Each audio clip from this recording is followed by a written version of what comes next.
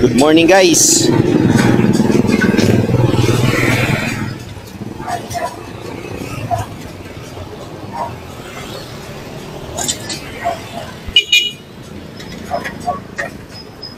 Okay.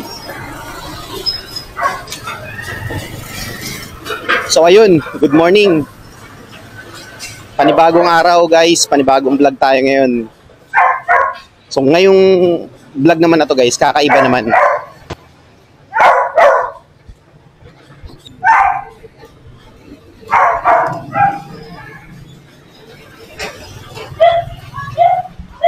Kakaiba yung vlog natin ngayon guys.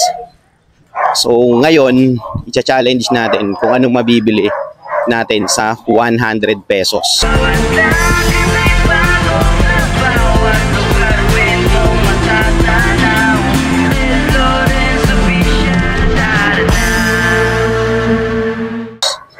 In short, 100 pesos challenge tayo. Kasi bibili tayo ng ano guys ulam ngayong tanghalian. Titingnan natin kung meron pa ba tayong mabibili sa 100 pesos or kung meron man, ano-ano yun. Papakita ko sa inyo sa vlog na to.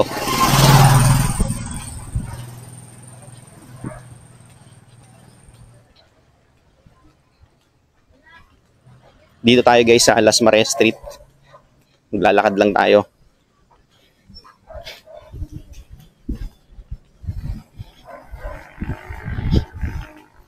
Dahil sa sobrang mahal ng mga bilihin ngayon, challenge natin yung sarili natin. 100 peso tayo.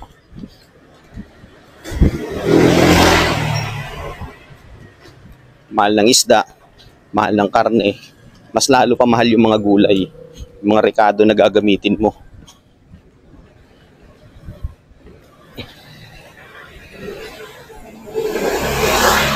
Samahan nyo ako guys. Hanap tayo ng mabibili natin sa 100 pesos. Actually, matagal ko na sanang planong gawin yan.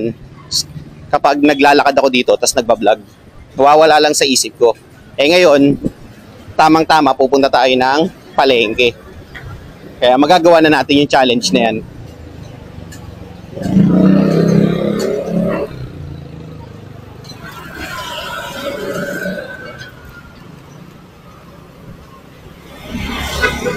Kapag bumili ka naman ng lutong ulam, ang isang order, 85 pesos. Ayun yung ano mga karne na luto. 45 pesos to 50 pesos naglalaro naman yung gulay. Yung pritong isda naman, depende sa laki or sa size. Pinakamaliit, 45 pesos. Pinakamalaki, 60. So nagbabari siya sa size.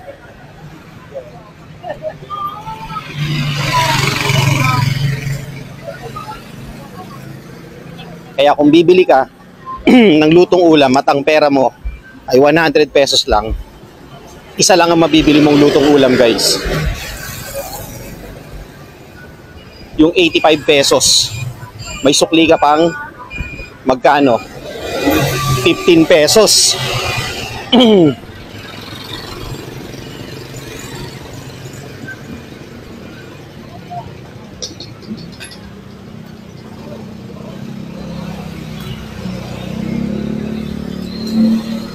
Actually, may mga nagtitinda ng murang gulay dito eh. Hahanapin lang natin kung saan.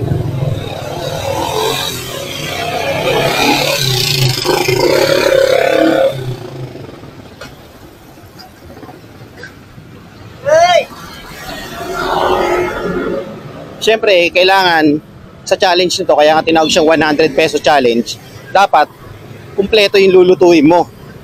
As in, pang ulam talaga.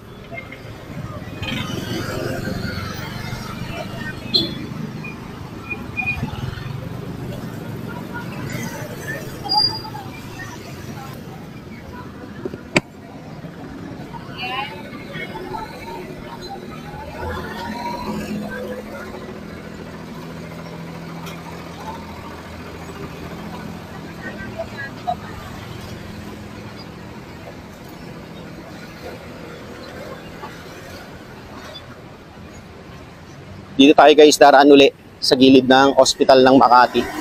Ito yung hospital ng Makati guys. So, nasa left side.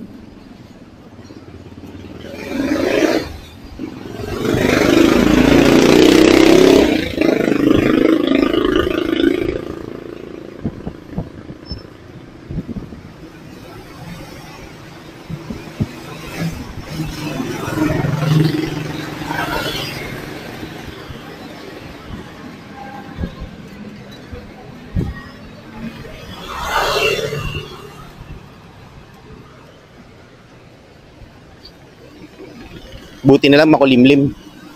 Hindi ganun kainit.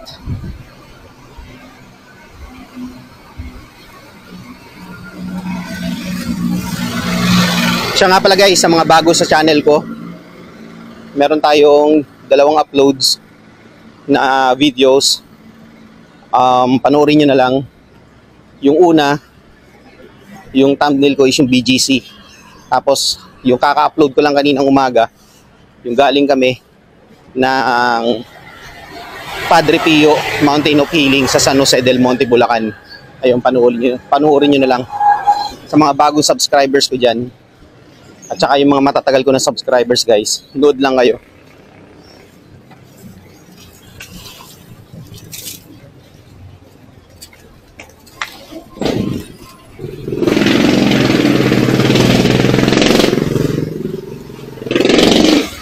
Uminit na siya, grabe.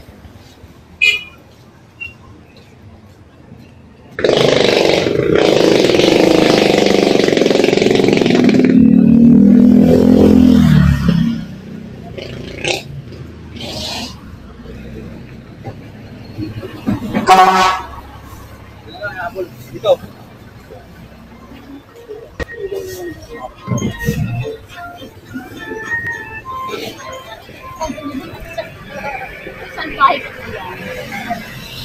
Dito na tayo guys sa Comembo.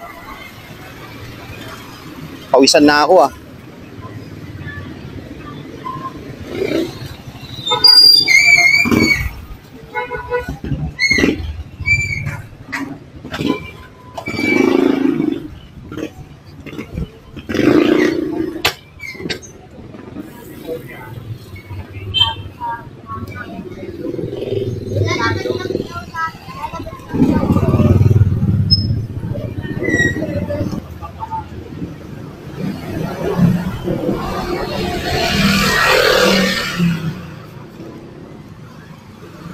Biglang umiinit. Kaninang kulimlim eh. Tingnan nyo naman yung kalangitan, no? Biglang umiinit, oh.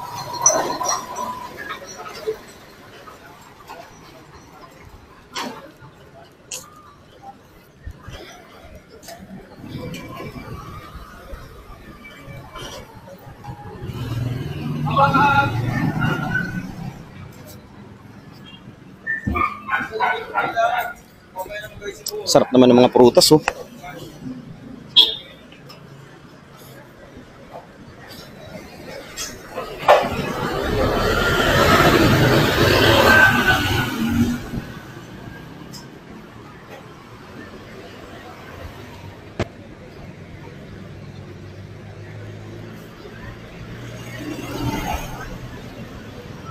Ay, ang galing, oh. Pinapatuyo nila yung ano, yung daon ng mais. Ayan, oh.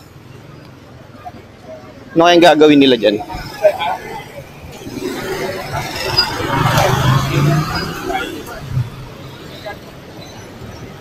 Daming talong, oh.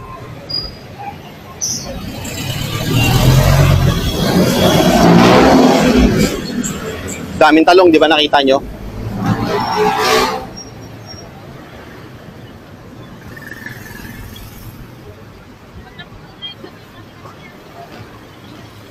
Dito na tayo sa may palengke ng Comembo, guys.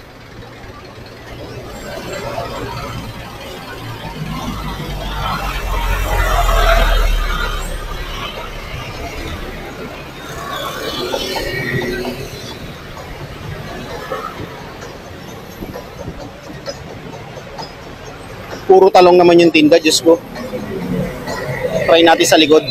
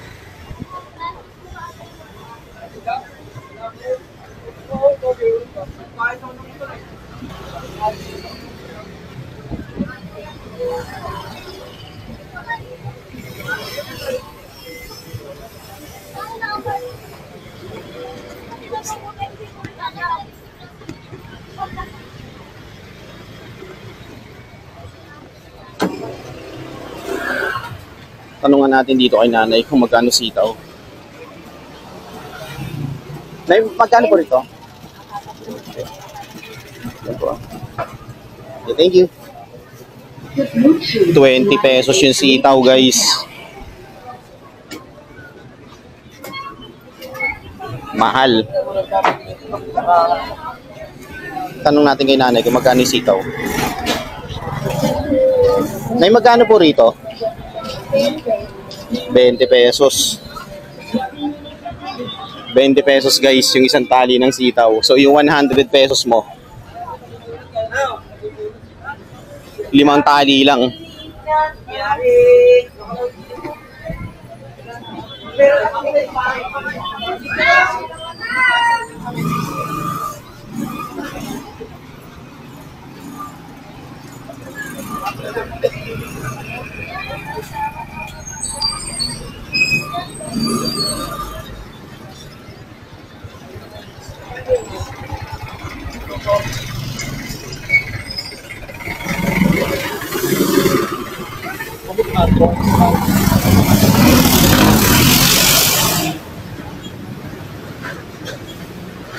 Tingnan natin sa kabila. Oh, hindi tayo makakatawid.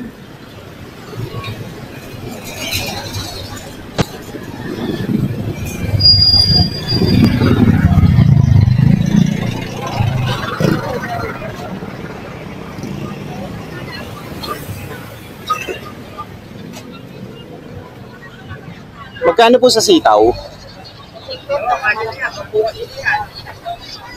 50 pesos.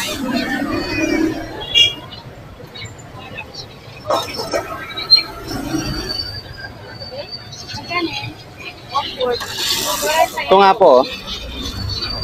So 50 pesos, guys. 100 pesos natin.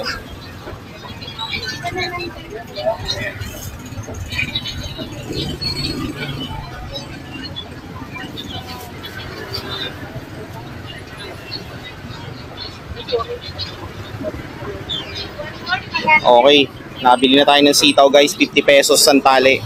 May sukli pa tayong 50. Next, nakatawid na tayo, guys. Siyempre, meron tayong tawag doon, sitaw. Bibili na naman tayo, guys, ng may ihalo sa sitaw.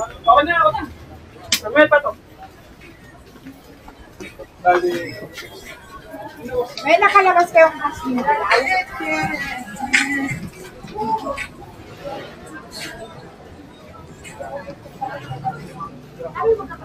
Ay, magkakabahay ka.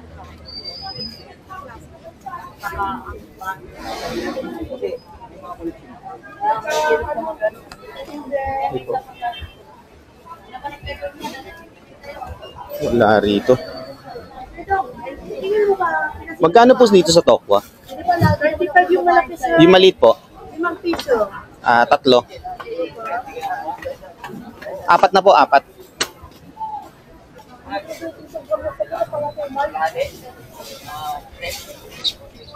Wakan ko na kay ano, igasan mo naman yun.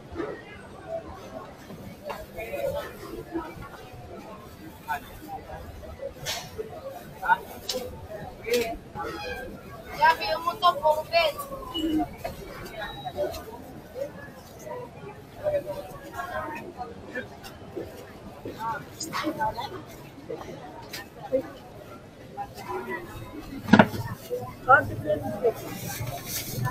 Thank you po.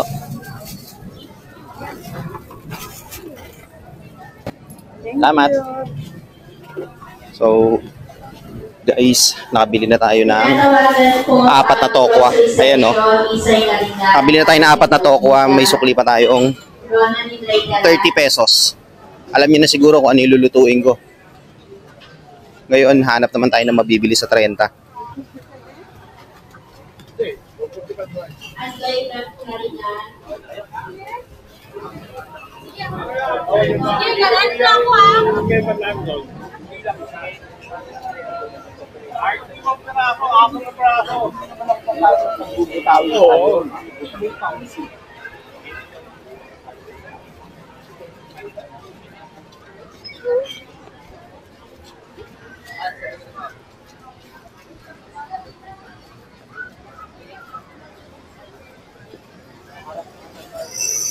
Ikot. Sibuyas nga po.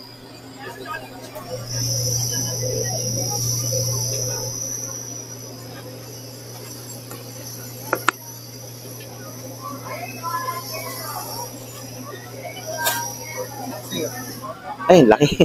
Tatlo lang po, tatlo lang.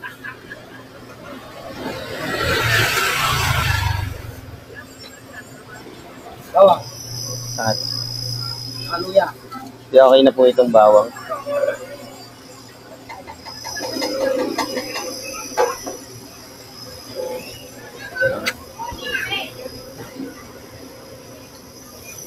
Right.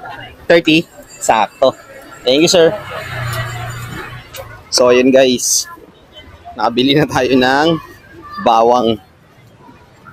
At saka sibuyas. Ayan, no. 2 bawang, 3 sibuyas. 30 pesos. So, ngayon, pauwi na tayo.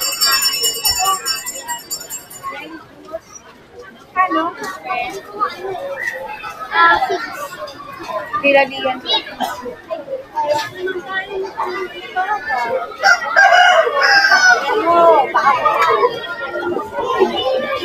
Hindi pa umuulan naman.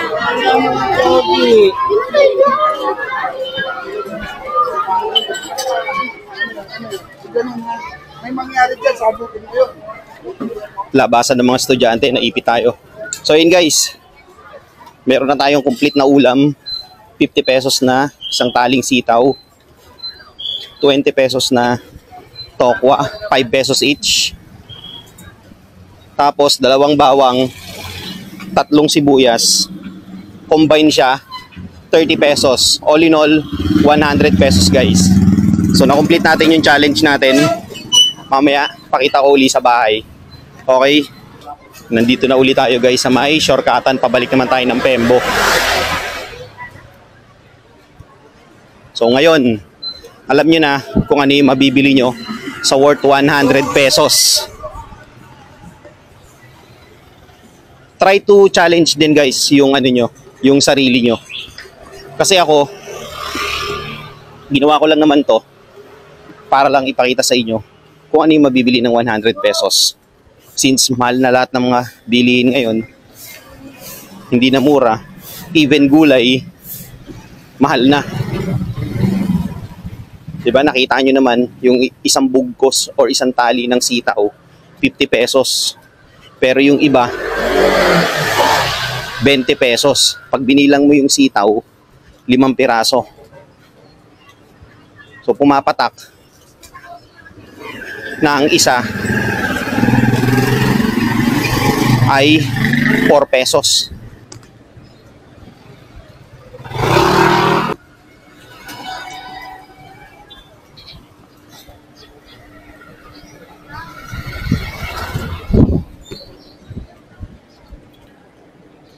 Kung meron ka 100 pesos, tapos bibili ka ng lutong ulam, ang pinakamura mong mabibili is yung 45 pesos na gulay na sobrang kunti pa. Or lutong ulam na karne na 85 pesos ang pinakamura. Kung may mabibili ka ng below 85, well and good.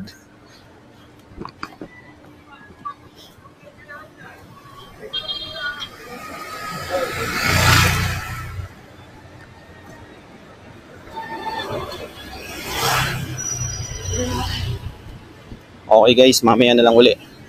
Patayin ko muna to. Nandito na tayo guys sa Sampaguita Extension. Sampaguita Street pala.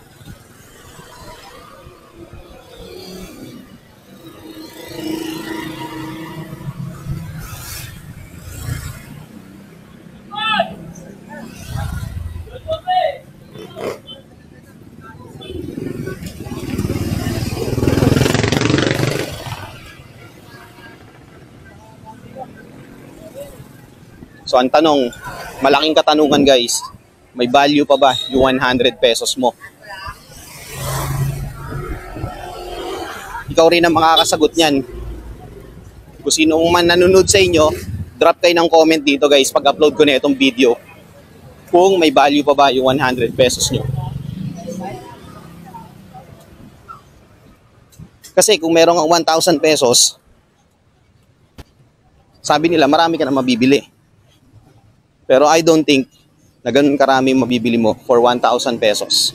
Sa sobrang mahal na ang bilihin guys. Yung 1 kilong karne na laman is 320. Yung bangus, nagtanong ako kaninang umaga, dun malapit sa amin, ang kilo is 320 to 380. Biruin mo yun ang kilo ng bangus. Yung ampalaya, ang kilo ay 150. Yung talong, yung kilo ng talong naglalaro ng 150 to 170. Hindi ko nakakabisado yung iba. Pero syempre, kung ikaw ay regular na namamalengke, alam mo yun, yung mga price. Kaya nga kung meron kang 1,000 pesos, paano mo gagastusin yung 1,000 pesos mo at pagkakasyahin mo ng isang buong araw or ng ilang araw. 'Di ba?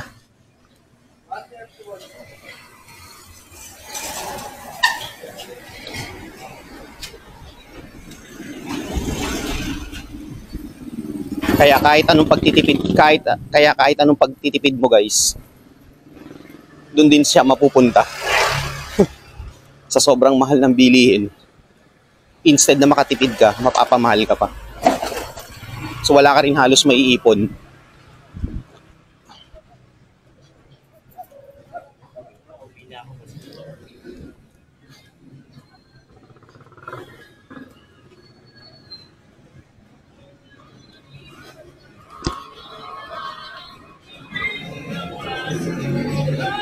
Dito na tayo guys sa may Cadena de Amor Street.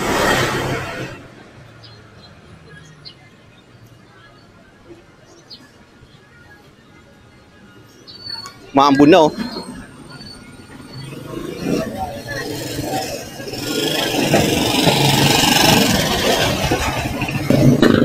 Sumilong muna tayo guys. Umambun bigla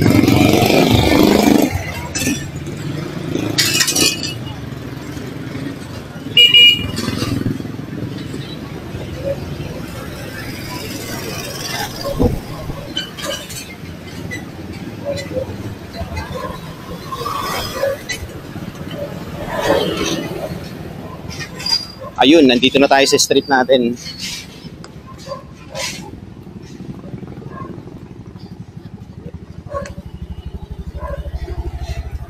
Dito ko na tatapusin yung vlog ko guys.